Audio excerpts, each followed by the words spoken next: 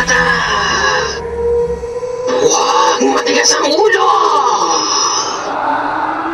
Hoy! Bata!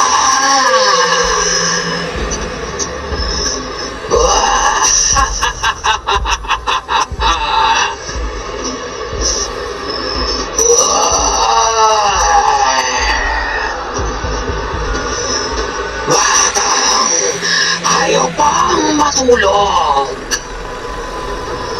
Gusto mo bang tabihan na lang kita sa kama mo? Pupuntahan kita dyan sa bahay nyo.